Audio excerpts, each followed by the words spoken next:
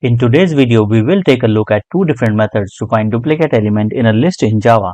First is using a for loop and second uses Java 8 stream. Let's start with the first method. Create a list with duplicate elements with arrays.asList method.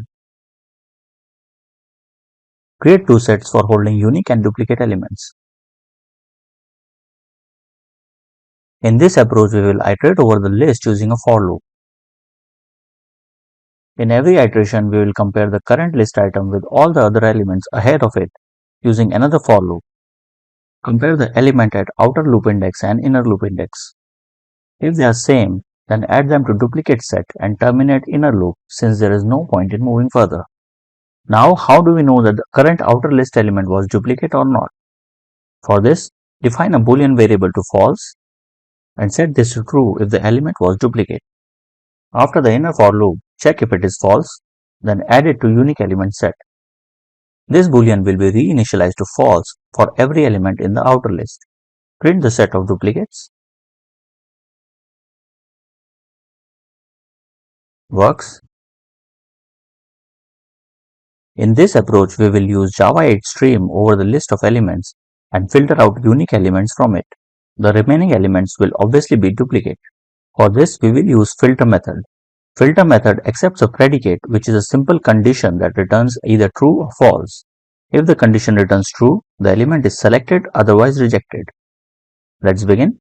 Define a list containing duplicate elements using arrays.asList method.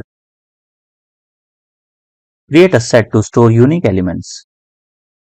Create a stream over the list of duplicate elements using stream method. To filter elements, use filter method.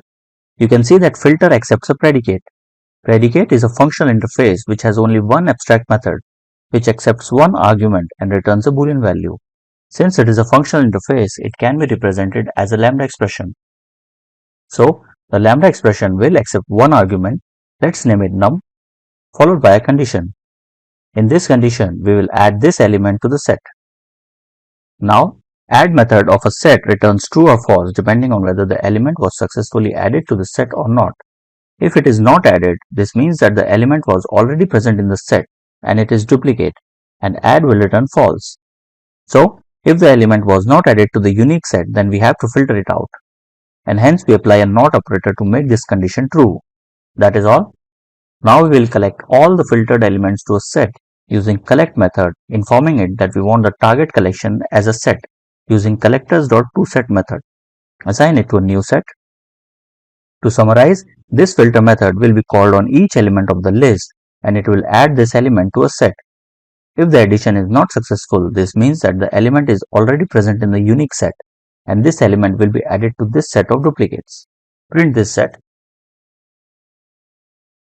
Run the program.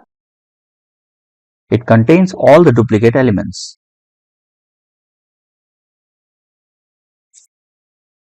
In this video, we will see